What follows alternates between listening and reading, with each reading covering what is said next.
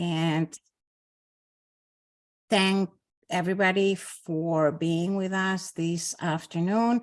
And a special thanks to Tricia King for delivering this webinar for us. For those of you that do not know us, we are a non-for-profit organization supporting and fueling early stage startups and being involved in regional economic development too. This webinar came as a response to a research study we did among our regional economic development small business owners, entrepreneurs, family, mom and pop shops on what it is that we can provide that would be of value to them. And this came on the top of the list along with the state resources available for startups that we will be talking about on May 24th. Is that right, Sharon? I just want to confirm. You're muted. Yeah, okay. May 24th. Thank you. Thanks for confirming that. We are very happy that Tricia said yes to our request to deliver tonight's webinar. She has been a seasoned information technology officer for over 25 years. And she's director of client success for Vertical 6. So she has pretty much seen it all. She's going to be talking about security risks, countermeasures, what is a link or what it can do to you, password habits, social media safety, and proactive steps for you to safeguard your business. Without further ado, I'll pass it on to you, Tricia, and thank you very much for being with us this evening. Thank you for having me. So today, like we said, we are going to talk a little bit about some security risk countermeasures. We want to talk about what's in a link, password habits, social media. So most of this right here is going to be geared for you, for any of your staff, end users, right? We're really going to focus on, how do you in your day-to-day life be more secure? And then we're also going to talk about what are the top things that you really need to put in place from a business perspective as well. But most of what we do, because most people are targeted over email, this is kind of where we want to concentrate. So when we're talking about cybersecurity breaches, the biggest thing that we want to point out is 95% of the cybersecurity breaches are because somebody clicked on a link or somebody provided information accidentally that they really didn't intend to. They got tricked into it. We know that when COVID started, there was a 600% increase on malicious emails coming through during that time period when it first started. And it's going everywhere now into mobile apps and other areas too that you wouldn't really think of. So think about how we've changed socially since COVID happened. So before COVID, if you went into a restaurant or anywhere, you didn't see those QR codes at all. They just weren't around. But when COVID came around, you took those QR codes and they were used for opening up menus and things like that. And it really didn't take a long time for people to go in and start putting their own little stickers over the top of that. So when you clicked and you took the picture of it, that it would start now redirecting you to a place that you didn't expect to go. So kind of understanding what the security threat landscape is and making sure that you're aware of all of these possibilities is going to be really important. You need to stay educated on it because as times change, then how people are coming at us is changing as well. So how do people get your information? A lot of times it's through a breached website, which means you put your trust within an organization, you put in a username and password, and somewhere along the line, that website got breached and they stole your information. Now, if they've stolen your financial information, they're required to report that. If they steal your healthcare information, they're required to report that. If they just took a username and password, you really, nobody's ever going to tell you about that. And what happens is your username and password gets sold on what's called the dark web. You can actually buy a username and password for $1. Depending on how old it's been out there, it gets a little bit cheaper. And because people have the habit of using the same username and password over and over and over because it's simple, then what they'll do is if they get those credentials online, they're going to try them on Amazon, they're going to try them on Walmart, they're going to try them on eBay. They're just going to try them anywhere they can.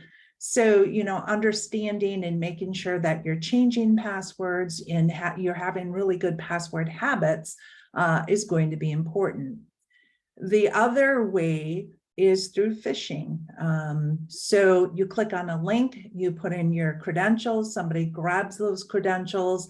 They're either going to sell them on the dark web or they're going to try to get in and get more access within your organization.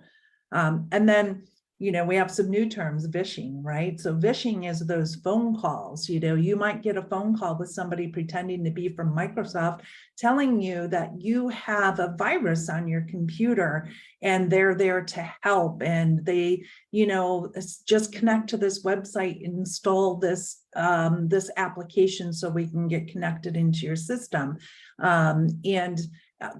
It's definitely not Microsoft. It's somebody who's kind of coming in and trying to take advantage of you. So what is phishing? So basically it's some way they're trying to get usernames, passwords, date of birth, social security numbers, credit cards, right? So some of this is trying to get your information, but also phishing can do things like asking you to buy iTunes cards or eBay gift cards or something on behalf of somebody else in the organization. That's a common one that we see. We've actually had a person that went out and spent about $1,500 out of their own money and, thinking that they were going to be reimbursed. And, what at that point, what does an organization do? So if one of your employees falls for something like that, who's responsible for that $1,500? Are you going to reimburse them, or are you going to say, well, you fell for that, that's on you? And, and then what happens to that relationship with your employees at that point? That it can be really damaging to a relationship. It can also be damaging to a business. So, making sure that you're helping your employees, you're helping yourself, and keeping up with these types of scams is really important. So what are some examples? A new one is that we've seen over the last year is promising new job offers, the best job offer ever. Now, sometimes there's just an attachment. When you open it, will execute a payload on your system. But other times they could be just reaching out, right? So think about the information that you have to give to a new employer. Right? You're going to you have to provide your social security number and all of these, all of this other personal information. So, if you're getting job offers and it just really seems too good to be true, and you're not going through and you're, you're not out there actively looking, then, this is something that we do see.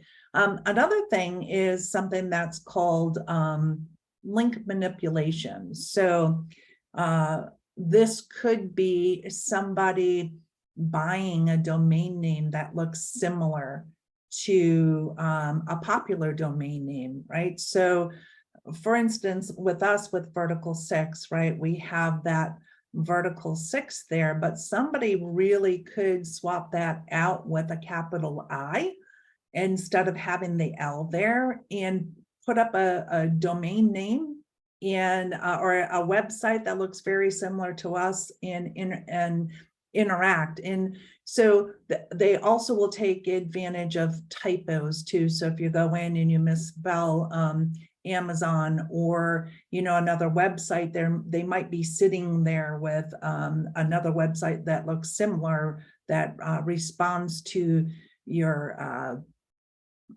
to the typo that you've put in. You know, you will also get emails saying that your account has been suspended. So coming from Zoom or Amazon or any place, you know, please, we've suspended your account. Please log in to, you know, reactivate it again. And, or they'll ask you to update your password. Right. And these are all things, emails that will come in where you'll go ahead and you'll click on them and you'll give information that you weren't intending to give, or you were intending to give it, but not to them, you know. And I think we already talked a little bit about, you know, the request to purchase gift card. Now, what I will say, how this usually happens is it's always an urgent request, right? And this is something that could come to staff, and where they may be impersonating you and saying, hey, I need you. I'm in the middle of a meeting right now and I absolutely can't talk. I need you to go out and buy these gift cards for me and give me the code off the back. Scratch that off, just email me the codes, right? And so you'll see those types of things. And that's almost always a sign when people are giving you emails that have a sense of urgency around them. You must respond now. I need it right away. You know, these are all ways that when you respond emotionally, you don't think logically, right? And so that's what they're trying to play on. So what are some of the countermeasures, right? So knowledge and education. So within your organization, you should sign up or sign your staff up for some type of security training. There's a lot of different ones that will provide updates on a monthly basis where, you know, short little interactive videos or trainings and things where you can kind of stay up to speed with what is the latest and greatest. You know, it used to be also that when you got an email and it came in, the spelling and the grammar in it were bad. And you could tell right off the bat that, you know, it was just a poorly written email, but that's not the case anymore. This is a multi-billion-dollar business right now. And to the point where, you know, they're setting up their own service desk where you get ransomware, right? You've paid the ransom, you want to now get everything decrypted, you can call us a help desk and somebody's going to help you do that. I mean, that's the level that they're at right now. You know, obviously, don't click links or open attachments if you're not expecting it. If this is coming from a place and you weren't requesting information, you know, or if it's somebody that you know, you're not sure whether or not you should have it, call them, right? You want to do a phone call verification. And if you also should make sure that you have internal processes set up for financial transactions. So if somebody calls or somebody emails and tries to get somebody to do a wire transfer or some other type of financial transaction, then there should be a process. If it, you know, you must call me or you must do this to verify that that's actually the case. And then always, you know, if it's an urgent email, you know, something that's creating a strong emotional reaction for you, just, you know, just stop before you respond, stop before you click on things. And then if you can, there's a lot of websites like Amazon and eBay and PayPal and those kinds of things where you can just forward those. When you get those phishing emails, you can just forward to them. They have email addresses set up where you can report those phishing emails, and then these organizations can work to get those websites taken down so that other people aren't going to fall for those scams. So here's an example of a phishing email. This is something that came into our own organization. It was supposed to have come from our CEO, and it was not. But one of the things that you do want to do is to make sure that you're looking at the from address on an email. And don't just look at the name portion on it, look at the actual email address and make sure you understand where it's coming from. So, and even when you're on your phone, right? Most phones, if you're within an Outlook application, you can click on the name that it sent you and it will actually show you the email address so you can make sure that it is correct. And, other ones, you might get something like this, please change your password immediately, looks official, they have the Office 365. When you go ahead and you hover over there and you go to click on there, well, you want to hover first and kind of take a look at what it is. If you hover over that link, it's going to tell you where it's going. So always do that before you actually click on the link. You can see this right here is not taking you to any type of a Microsoft or Office 365 page at all, just by hovering over that link. So one of the big things that we get from people that we work with, they're like, yeah, that's fine, I can hover over the link, but then I get a whole bunch of numbers and symbols and, and I don't know what that means. So we thought we would just take the time and educate you a little bit on what a URL, what the anatomy of that looks like. So the first part where is the HTTPS, right? That's the protocol. And what a protocol is in computer terms is this is it's a set of rules that people have to use or that computers use to communicate with each other. So there's where when you send me this, I expect to receive it this way. When I respond to you, this is what you should expect. So HTTP, this is what you're going out.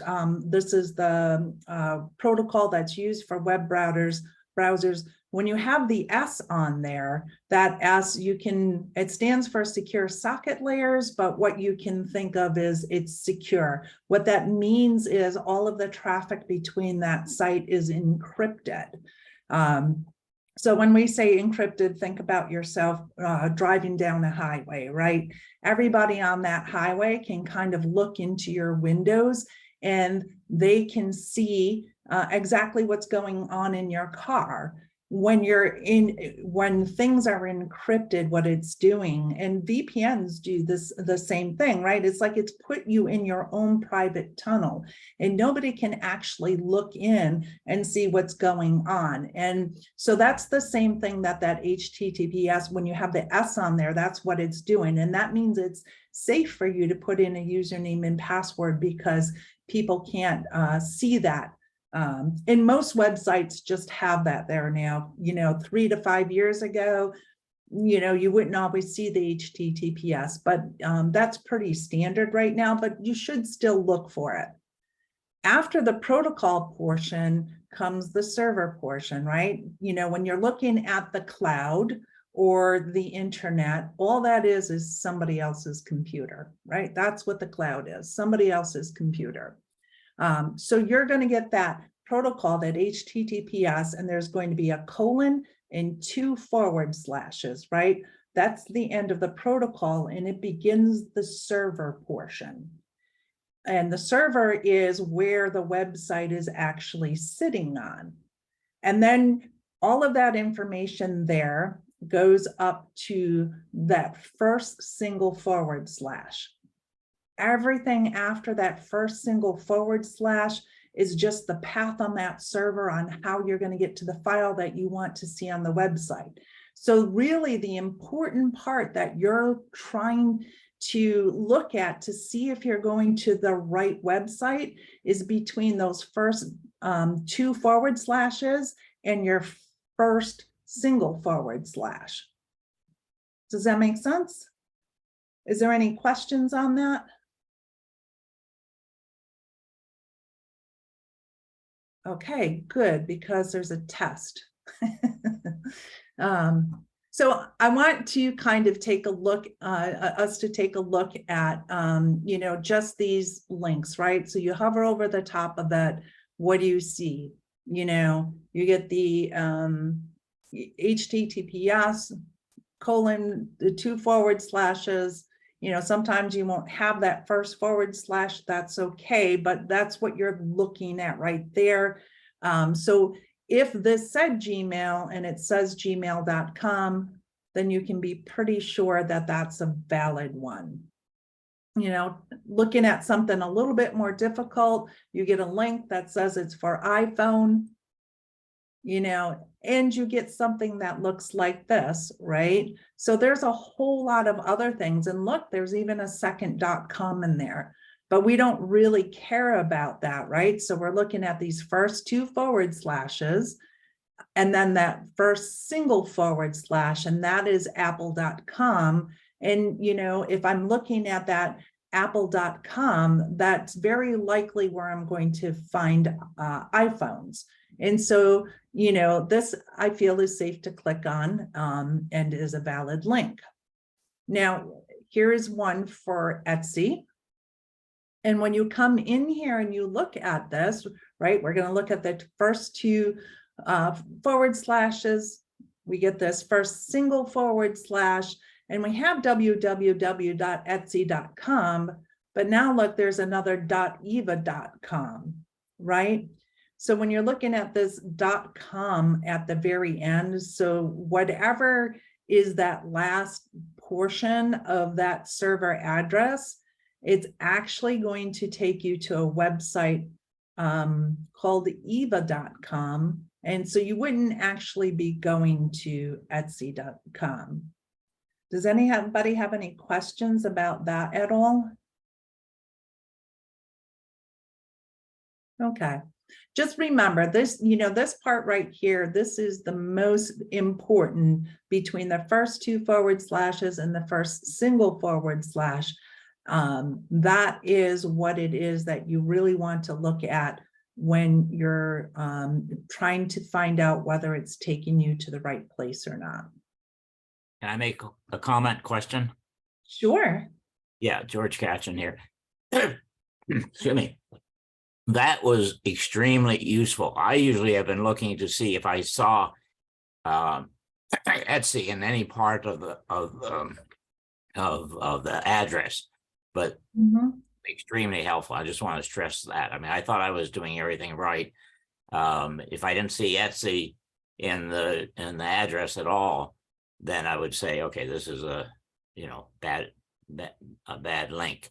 But so that last bit, I just wanted to say that was so key and so fundamental. So thank you. Oh, you're welcome. And this is it, right? You know, everybody just assumes that people know how to actually read these URLs, but they're very complicated. And you know, when you're looking at it and you just see a bunch of numbers and symbols, then it's like, you know, what am I actually looking at? So hopefully this will help everyone going forward. Did anybody else have any other questions about the URL piece at all? Okay, so phishing and smishing, this is kind of like phishing, right? We like things apparently that rhymes in the IT world. But you know, this right here is fraudulent phone calls or sending text messages. Now, text messages really seem to be a new way of trying to get people to click on links is through text messages, and phone calls have been scams on phone calls have been going around for a long time. So, you know, the phishing is just voice. So, and so typical examples would be calls from the IRS. A really, really big one is tech support fraud, right? Bank impersonation. So there's a lot of them that are here. And, you know, how some of these bank impersonations, you know, kind of things happen is you'll get a phone call that says, you know, hey, you know, I'm trying to work. We have some things going on with your account. Now, they may have a username and password already. Maybe they found something on the dark web, but you have it set up to send you a text message to verify it's you, right? That's pretty common. We call that multi-factor authentication, right? So you have to have more than one form of types of information in order for you to authenticate. It's also shortened to MFA. So if you hear MFA or multi-factor authentication, that just means that's those text message codes that you get. So how this works is somebody will try to log in, they'll try to contact you, they've got some of your information, they'll call you, they'll say, hey, we just need to verify who you are. We're going to send you a code to your phone. Can you please just give me that code? And they're going to log right in because you've just sent them the code that you would get from your bank. So that's how some of those things work. You know, most organizations are never going to call you and ask you information or ask you to verify who you are. Just be very, very careful when you're speaking with people over the phone, right? And again, you really want to make sure that you're looking for callers that are using urgent, forceful, or convincing language, right? Because they're trying to get you to respond emotionally, whether it's with anger or you're scared or you're afraid you're going to be arrested. You know, these are all kind of tactics that they try. And you want to, you know, just try to take a deep breath, listen to them, write down as much information as you can about what they're asking you about. And but you don't want to actually give out any of your information at all. Don't use any callbacks. Let them know that you're going to call them back, but don't call back the number that they give you. What you want to do is to go online, Google that company, and call whatever you can find online for their customer service, and then, you know, call their customer service and tell them what you were told, and they should be able to tell you whether they have people calling and doing things like that. It's also good to register on the National Do Not Call Registry. I mean, that works in the US, but there's a lot of organizations that are still making calls that they shouldn't be, you know, but they're coming from outside of the country when they do it, and they're just using local phone numbers. But you can cut down a little bit when you're registering on the Do Not Call registry. You know, here's an example of smishing, or this is coming from text. Typical ones are bank notifications. You know, I get so many from citizens all the time saying that they need me to verify my information. Package updates. This is a big one, right? Hey, you've a package is coming, click here for whatever. Those come over email as well, you know, and other types of warnings or coupons or those kinds of things. So what you want to think about is when you get these text messages, is the first thing you should think about is, did I actually sign up with this company to get text alerts? Right? Because if you've not actually signed up with your bank for them to send you alerts on different things, then it's probably not them. You have to sign up and you have to click allow in order for organizations to do that. And then also, is the topic really relevant? What are they texting you about? You don't really want to click links or call the numbers back unless you're really verifying that it's something that you should be receiving. And don't respond, even if you're asking somebody to stop contacting you, because the way text messages work is they can send out a blanket group of text messages, but text messaging, most computers and other types of communication that happens, whether it's emails, phone calls, and that kind of thing, they use those protocols, right, where they set up a session and they say, this is how we're going to communicate. And one system sends information over and the other information responds with like, yes, I got that. And send over more information for me. It's like a constant thing that's going back and forth. Text messages don't work that way. There's no validation. It's just information that gets sent out. So they don't know if they've actually even sent it to a valid number when they're sending it out. And they won't know unless you respond to them. So don't respond, and just delete the text. If you're sure it's fraudulent, just, let it go. The other thing that you need to be careful of as well is when you're using a public Wi-Fi, right? You don't know who else is there when you're using public Wi-Fi. You don't know what you're actually connecting to. So just because the Wi-Fi connection when you're looking says Starbucks or Dunkin' Donuts or McDonald's or wherever it is that you're connecting, doesn't mean there isn't somebody else who's put a device out there that's advertising. You could be connecting to anything. The way to protect yourself is if you have any level of VPN. So if you have VPN through your business, or you have purchased a private VPN, there's a bunch of them that are out on the market. It does that same thing, right? It encapsulates everything that you are communicating over the Wi-Fi. So having a personal VPN or a business VPN, when you're using public Wi-Fi, you should always use a VPN to communicate, even if you're just checking email. When you connect to public Wi-Fi, there's always a little box there, right, where you can say automatically connect, meaning as soon as you're in that location, it's going to find the Wi-Fi and it's automatically going to connect to it. Don't do that. Make sure that isn't checked off. And then the next thing is, the next question that it always asks is, do you want your computer to be discoverable by others? You should say no to that. That means that other people can see, much easily see you. And then when you're done, go in and you can forget or delete, just get rid of those Wi-Fi connections after you're done. What question? Sure. What about Wi-Fi on airplanes?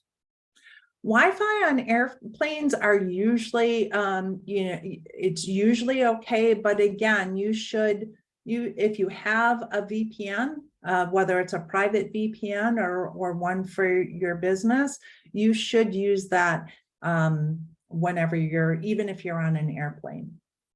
Thank you. You're welcome. So the next thing that I want to just talk to you about is mobile applications, right? So a lot of people don't understand that you can run into the same problems on your phone as what you do on your computer, right? So you want to be a little bit aware of what it is that you're installing. And this is why it's important to only use the official stores to download apps, because if you're getting them from somewhere else, it's free, or for whatever reason, you don't know what you're actually getting. It could be installing things that you're not aware of. You should also be checking permissions that are requested from applications. So you just because it asks for it doesn't necessarily mean that it requires those permissions for the application to run. And some it may, but not all of them will need access to your contacts or to your camera. And some phones now will allow you to say, well, I'm only going to give you permission to access this while I'm using this app. But if I stop using the app, then the app isn't allowed to turn on my microphone or to turn on my camera or to access files on my system. And understanding this about mobile applications, right? So when you have a business and you have, staff members coming into an office or something like that, you should have a separate setup for Wi-Fi if you're going to allow them to connect, because you don't know what they've installed on your phone and what could happen when they connect. And I always feel like the Wi-Fi passwords in a business are the worst kept secret. Everybody shares them. And so you should, if you're going to allow, and you don't care if people, they're going to save money on their data plan, maybe they're using their phone for work purposes, set up a special connection for them to connect with their phones that will separate them some from the rest of the business, so that the phone traffic doesn't get into the rest of the business.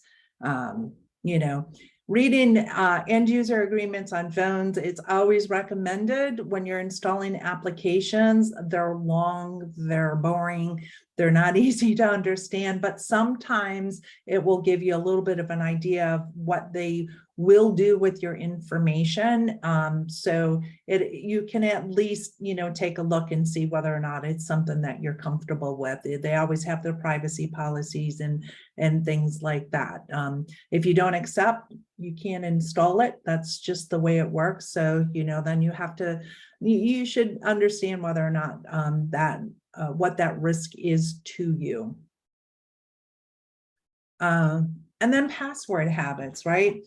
I see Facebook posts and all different kinds of things where people say, oh, they hacked me. Well, no, they didn't. They just logged right in because you gave them their password. You gave them your password. Like, that's what happened. And so what you should be doing is don't use the same password across multiple sites, right? Because if they get it on one site, they're going to try it on every site that they can find. Now, this means that you have to remember every single password. So if you're going to have a different complicated password for every website you use, which you absolutely should do with anything that's financially related, what you should look at is what's called a password vault. And what that password vault will do is it will store your passwords. It will actually help you create complex passwords as well and store them, so you don't have to remember all of the different passwords. You just have to remember the one password to get into the password vault, and it will put all of that in there. But if you're going to use your own passwords and not do the vaults, one of the things that you should look to do with your passwords is to use what's called a passphrase, right? So if you have to try to remember 309248 exclamation point pound sign, like, you're never going to remember that. But if you say my favorite color is blue, and then you go in and you create your own code, right? So, maybe an R is, you swap that out every single time there's an R, you put the number 9 in there, and you just create your own codes for these phrases. It's going to be a lot easier for you to remember. And then, we talked about multi-factor authentication. Two-factor authentication is another name for it. Or MFA, 2FA. So if you have the ability when you sign up to a website to use so if you can use, like, where they send you a text message, right, another form of authentication, you should do that whenever you can, because that's going to be the safest thing. And email, you should, if you have it nowhere else, put it on your email, right? Your email is a gateway to every other account that you have. There was an organization where the VP of Finance did not have multi-factor authentication on his email, and he was caught up in a phishing scam, and they were able to get his username and password for his email. And what they did is they kind of sat and they looked and they watched the emails coming into the mailbox, and they were able to figure out where he was banking. And they waited until 7, 8 o'clock at night, and they went up onto the bank website and they did a change password, right? Which sent a link right into the email. And he was able to then go into, they were able to get that link and change the password on the banking site. And then they tried to do a very large wire transfer into another account. Now, the bank themselves actually caught this, right? It broke a few of their rules, and they have rules where they watch things. It was somebody logged on late at night. It was a much larger wire transfer than what was typical for the organization. And it happened right after a password had been changed. And so they didn't lose the money. But think about that. In your email, you probably can reset passwords to banks and to any other website that you're on. So your most protected thing that you should have is your email, and then followed by anything that has to do with finances at all, whether they can do purchases on your credit cards or actually get into banking information. Social media. Sorry. Yeah, I keep having questions. Sorry. No, that's great. So I keep on seeing things about authenticators. Mhm. And I checked into it once with one of my accounts, and it looked suspicious, yet I know it's not, that it is okay. Can you talk about authenticators? I mean, there's Microsoft Sure. and everyone else, and there's some aspect, I don't remember now, but there was some aspect that made me think, I'm not so certain. So an authenticator is an app that is on your phone typically. And you can go in, and when you're trying to log on to a site, it'll ask you for a code, and you go into the authenticator and you look up the code, and that code will change every 30 seconds. And so you have to put the code in. That's one way of doing it. And the other way of doing it is, you'll get a little pop-up that says, was that you logging in? And you can just click yes, that was me, and you can move forward. The third method also, so the third method I think is secure, but is also a little bit easier for your staff or yourself to use. And a new way is that when you're trying to log in, the web page will ask you, will present you with a number, and you actually have to type that number in into the app. And here's why I think it's the easier and also secure. So what happens if you have users or your or somebody who's not really familiar with how the authenticator apps work, is if somebody's trying to get into your account and they're repeatedly logging in, you'll get these pop-ups one after another, approve or deny, approve or deny. And what happens is people get so aggravated because this thing keeps popping up on their phone, they'll hit anything to make it stop. And sometimes they hit approve and actually allow people to log in. So if you're going to, and you don't want that to happen. So if you have employees that you feel are not real tech savvy, that's probably not a choice that you want to use for them.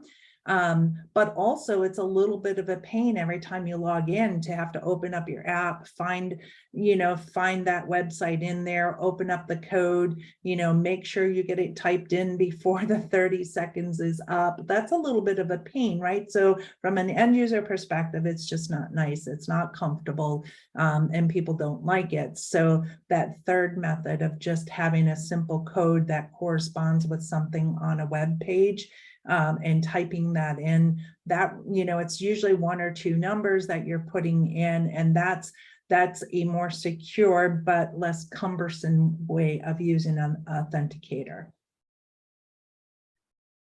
Does that help? Yeah, but that last one you said, what is that called? I mean, is that a Microsoft authenticator, or do all these Google authenticators, do they I all? know Microsoft has it. Off the top of my head, I'm not sure on the other ones. But if you're going to do, if you don't have that third method, don't use the approve deny one unless you're educating whoever's going to use. If you're comfortable with it, and if it keeps asking you to approve something and you're not trying to log on, if you're comfortable in saying, yes, I would recognize that as a problem and hit deny, no matter how many times it popped up, you should be fine to do that. If you don't think employees that you have would be tech savvy enough to understand what was happening, then you should make them put in the code. Thank you. It was a good question. So the around social media, and this is just something in your personal life, right? Social media, just to give you an idea, like scams are growing. So in 2017, we had about 5,000 people that were scammed out of $42 million. 4 years later, 100,000 people and 770 million, right? And this is what I'm talking about. This is a huge business. So a lot of this comes in around fake profiles, right?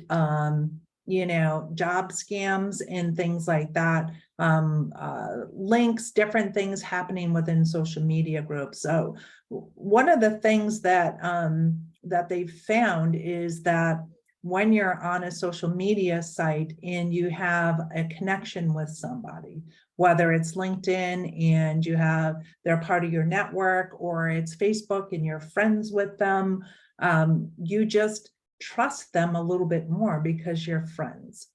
And so now when these friends start communicating with you, you're much more likely to respond and interact with them. And so what can happen in some of these social media groups, people can say, oh, I just found this really great deal. These are, I paid less than half of what I paid anywhere else. And they can put in a link that will go to a fake website that will happily take your money and not send you any product in return. And there's a lot with the surveys and the quizzes, right? So when you think about a lot of the information that you're giving out when you find out what kind of a dog would you be, you're giving away information that people could, make guesses about password choices, right? Because that's what people use for their passwords. It's their children, it's their dog, it's, their favorite vacation place, it's, those types of things. So the same information that they're kind of gathering on there is also the same type of information that people use for passwords. So just be careful with some of those kinds of things. And just because you're friends on Facebook, the other thing too, right, is fake profiles. So you might be friends with somebody and all of a sudden they send you another friend request. People, if they don't have permission set up on social media correctly so that only friends can see what they're posting, people can steal their profile pictures, and then, they can see who they're friends with, and they're just going to go down the list and they're going to try to recreate that. Some real key giveaways is when you get a friend request from somebody you're already friends with, and then you go in and you look at the history of their posts and there's nothing there, or there's maybe 1 or 2 posts. Those are usually fake profiles. And then those are all used to, oh, I lost my wallet. I'm stuck here. Can you just send me some money? I'm stuck. Please help me. That's usually what you see with those kinds of things.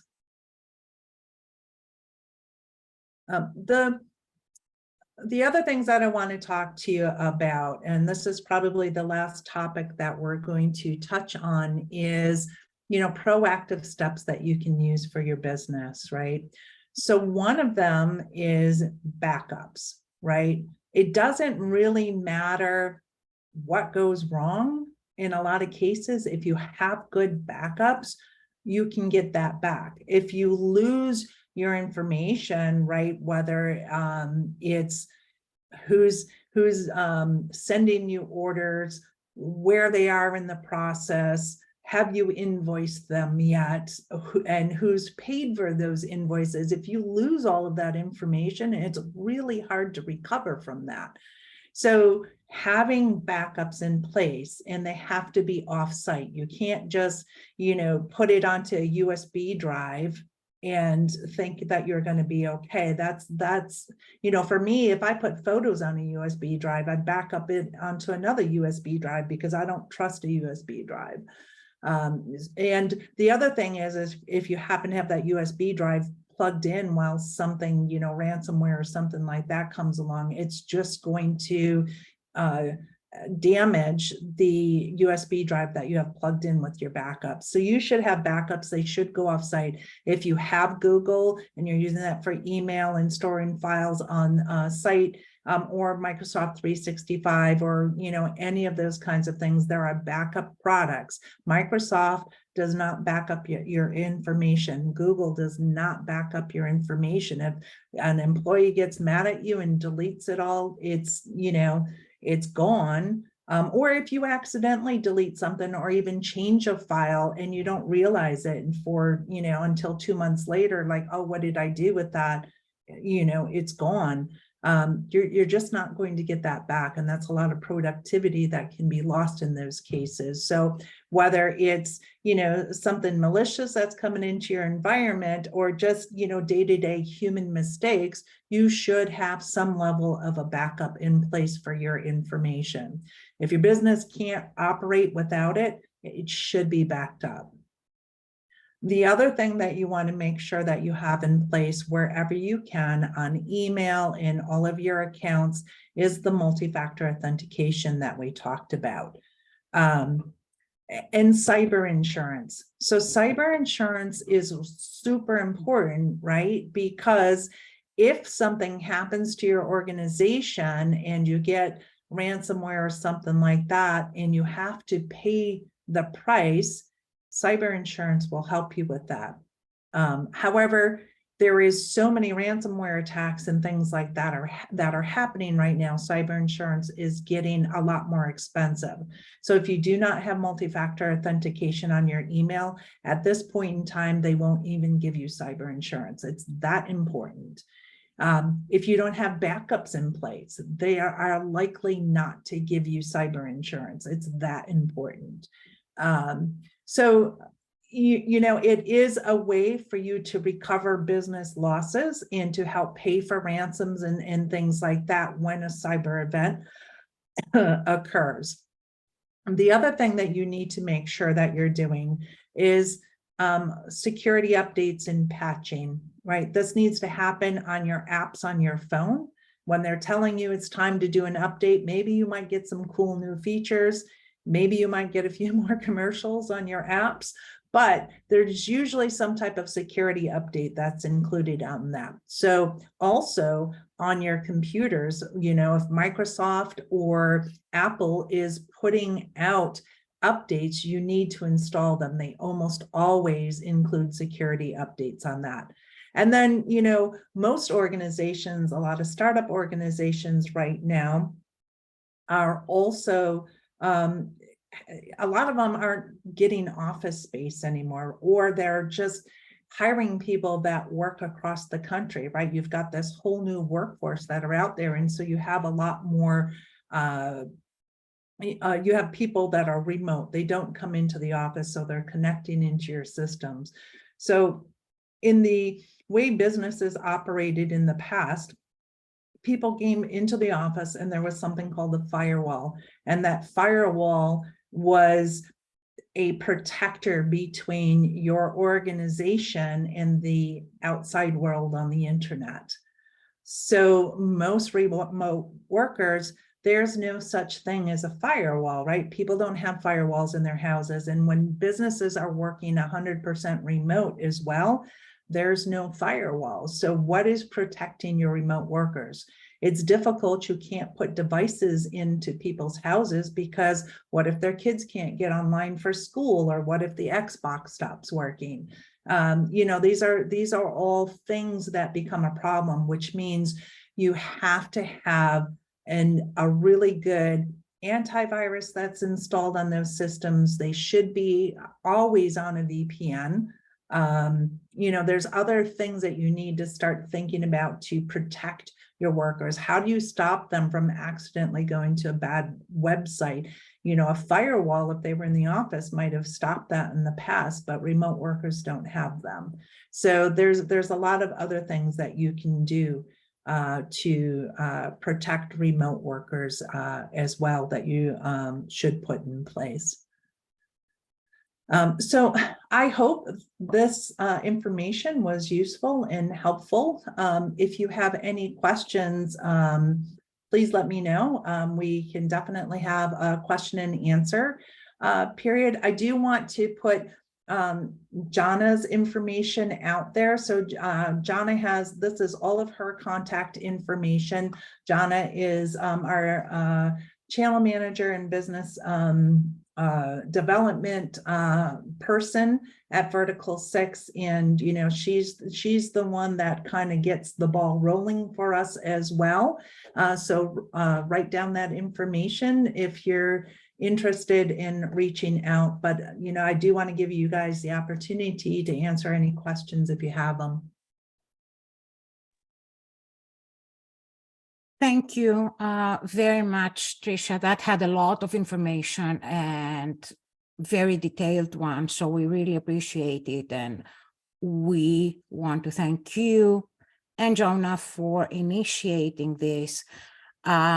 We are almost done for the hour, but if there are questions, let me please see raised hands. Use your reactions button at the bottom of your screen if you have any question, and we'll address them in the order in which we receive them. So I'll give it a couple of minutes to see if there are any raised hands. Yes, George. Sorry, I seem to be asking a lot of questions. I missed the very beginning of your presentation, so I don't know if you had given any recommendations on VPNs to use. No, we haven't. There's a lot of really good ones out there. We try not to just recommend products without understanding how they're going to be used. But if you want to reach out later, you know, reach out to myself or to Jana, we can kind of give you a list of some good ones, and you can kind of tell me about, you know, how it is that you'd like to use them, or, you know, and you know, we want to make sure that we get all of the requirements. Is it just you? Is it other people? And, you know, there's some of them have some cool bells and whistles and stuff that you might be interested in. Okay, yeah, thanks. Yeah, and some of them really slow down your access to the internet. Others are not so much. Yes, I would agree. Yeah. So I picked one in particular because I saw it on a background on some website. I think it was I forget what it was, but I figured, okay, these people probably have a very good VPN.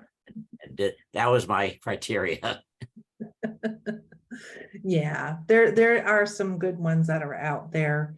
If you're, but you know, we can certainly, you know, reach out, send Jana an email, and we'll definitely connect, and we can talk a little bit about what you might need. Okay, thank you very much. Thank you, George. Last question because it's 6:05. Tricia, Becky was asking if Jana is the better way to get to you, and Sharon just shared your email too. So can you tell us how Becky should reach out to you? Get in touch with Jonna first, and then Jonna she'll get that all kind of organized and coordinated. Yeah, the reason we say that is because it depends on what skill set or what you need would depend on who would be speaking with you from Vertical 6. Yeah, it might not be me. There might be somebody more qualified than me, which is why we kind of pass it through Jonna first. Yeah, but I'm happy, just like I said, just email me. I noticed my channel email is wrong on that slide. It says, because usually people email us, we're missing the 6 in Vertical on that one. So just email Jonna at Vertical 6, or just give me a call. I'll be happy to set something up. Oh, the channel at Vertical. Yeah, the 6 is missing. Okay. So it's Vertical 6 for anybody who wants to go online or to send an email. It's Jonna or channel at vertical6.com. Yeah, and the other way too is if you go to our website, there's also, it's on multiple pages where you have free strategy sessions as well, and just fill out the form. And once again, just say what you're interested in having a conversation about, and I can get something scheduled that way too. Okay, awesome. So Tricia and Jonah, thank you again very much. It was an excellent presentation with a lot of details and pointers. We appreciate your being with us this evening and sharing your knowledge with our group. And we thank everybody who was able to join us this evening. We wish you a very nice evening, and we hope to see you again in one of the upcoming ones. Thank you very much. Have a good night. Thanks, Thank you. everyone. Bye. Bye-bye. Bye.